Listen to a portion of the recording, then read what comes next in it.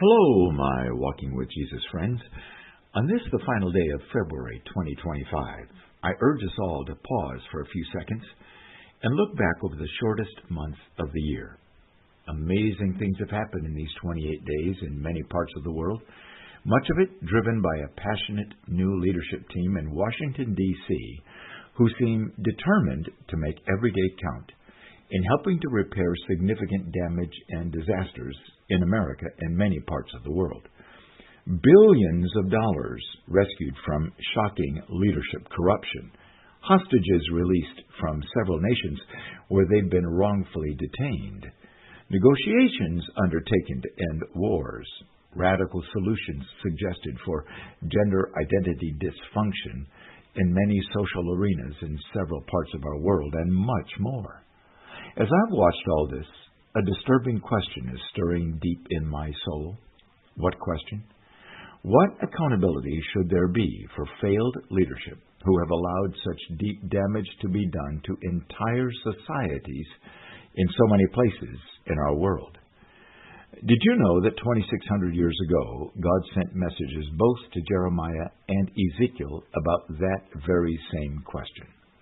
Last Friday, we looked briefly at Jeremiah's chapter 23 message from God, which was directed to the final Jewish king and leaders in Jerusalem during the last months before judgment came and the city of Jerusalem was destroyed by King Nebuchadnezzar in 586 BC.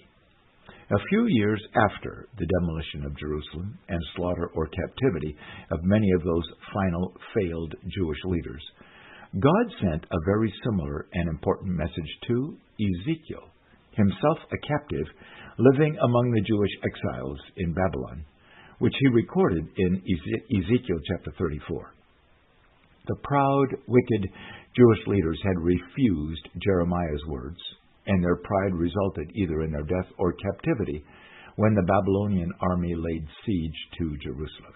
Now, a few years later, Ezekiel's scroll and this new message from God would be distributed to Jews in exile throughout the massive Babylonian Empire, and even those who had gone down to Egypt to seek refuge, as we saw yesterday.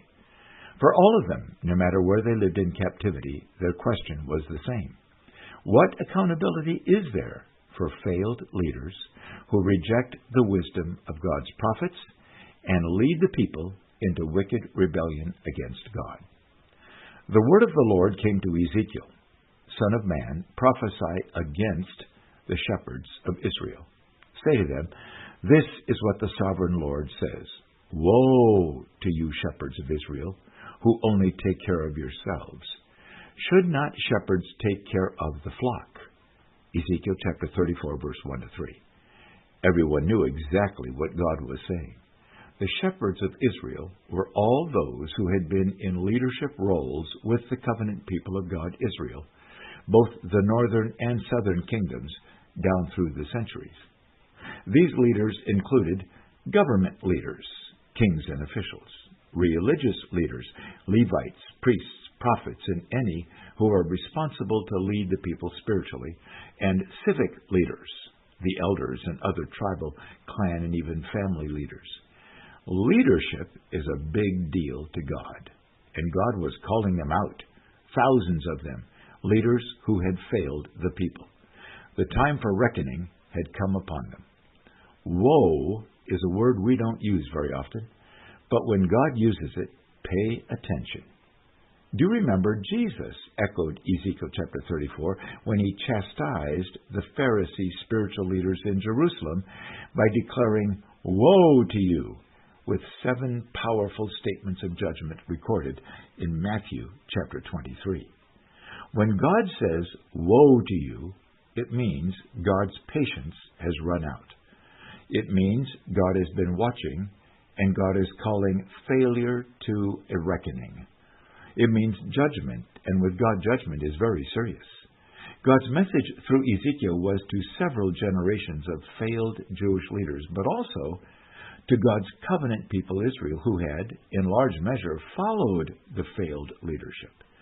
God wanted the people to know that He'd been very attentive to the leadership failure, and none of them were getting away with their failed leadership. God's justice would be accomplished. Leadership, responsibility, and accountability is a high priority for God. Like a prosecuting attorney, God declared in Ezekiel chapter 34, verse 3 and 4, several specific failures of these guilty leaders. Then God proclaimed his judgment. This is what the sovereign Lord says. I am against the shepherds, and I will hold them accountable for my flock. I will remove them from tending the flock, so that the shepherds can no longer feed themselves. Ezekiel 34, verse 7 to 10. Oh my! Can you imagine hearing the terrifying declaration that God is against you? That God will hold you personally responsible for failure? That God will remove you from leadership? In the Jewish society, many key leadership roles were traditionally passed down from generation to generation. Thus, if God removed a failed shepherd, it meant immediate unemployment, public humiliation resulting in family shame, and often destitute survival. It also meant their descendants, who might have been anticipating a comfortable, respectable leadership role, were marked as sons of failure and excluded from possible leadership consideration.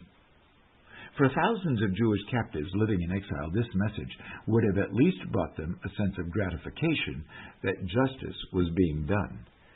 But God wanted hope to arise even while they might have seen their captivity as hopeless. So Ezekiel continued writing as God spoke his message. This is what the sovereign Lord says. I myself will search for my sheep and look after them. As a shepherd looks after his scattered flock while he's with them, so I will look after my sheep. I will rescue them from all the places where they were scattered on the days of darkness. I will bring them out from the nations and gather them from the countries, and I will bring them to their own land. I will pasture them on the mountains of Israel, and I will tend them in good pasture. Ezekiel chapter 34, verse 11 to 14. This promise of God, when added to Jeremiah's letter we looked at about 10 days ago, as recorded in Jeremiah chapter 29, would have brought great hope to the Jewish exiles. God had not forgotten them, nor had God abandoned them, nor had God passed judgment that they and their descendants would forever be exiled from their land of Israel. No, God here was promising that he would take personal responsibility to one day bring their descendants back to their land of Israel. They knew then, and many other generations of Jewish exiles have known, it would take a miracle for God to accomplish this promise. But it has happened, hasn't it? Not once or twice in history, but even today. Jews are returning to their ancestral homeland by the miraculous provision of God. I think we should pause right here and take the time to thank God that he is a promise-keeping God. And these words he proclaimed to Ezekiel around 580 BC have been and are being fulfilled right before our eyes. Tomorrow we'll look at more that God promised in Ezekiel chapter 34, but today let's praise Almighty God that he is a promise-keeping God, and he will make a way. And let's join in this worship song.